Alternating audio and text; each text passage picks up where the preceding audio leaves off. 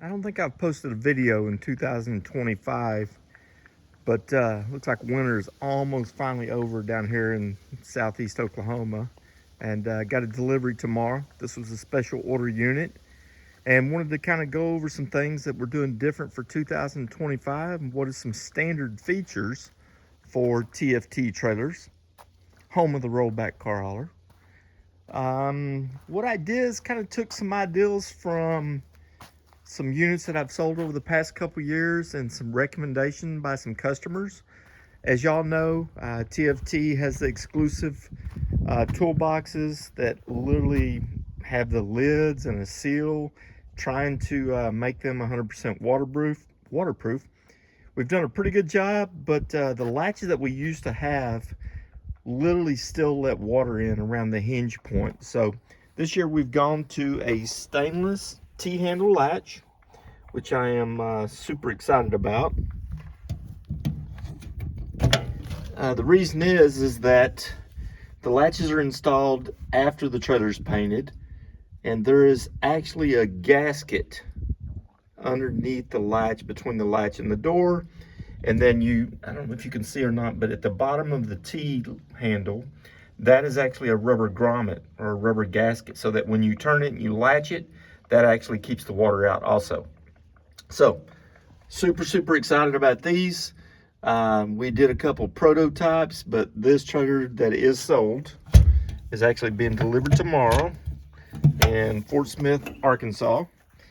So this is the first sold unit with the T-handle latches already in place.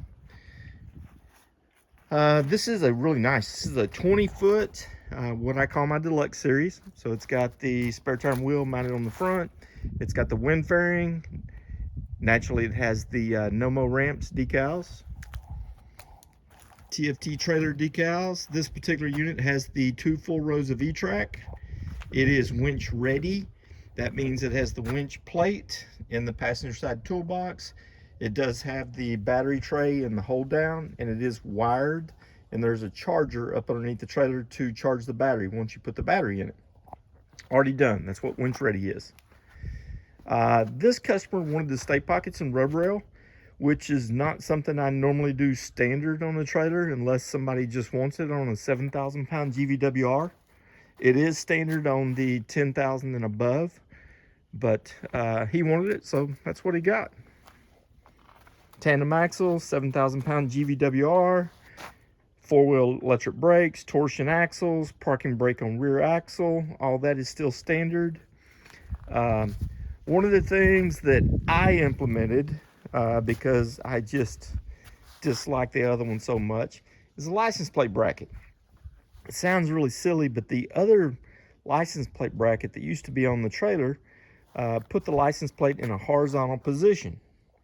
Doesn't seem like much of a big deal, but when there was a plate on it, the plate was actually inside the trailer a little bit, inside the deck. But more importantly, when you walked around it, you literally would hang your kneecap or your shin or your calf or something on it, and always scratching your leg. So it was kind of a pain in the butt. So I come up with this design, and now it kind of puts the plate vertical, and then naturally we got to do something cool and have some kind of angle on it where it kind of looks like a rocket ship or something. I don't know. Anyway, and lastly, which is really cool, I get a lot of comments from customers and input on things they'd like to see or things they kind of wish it had.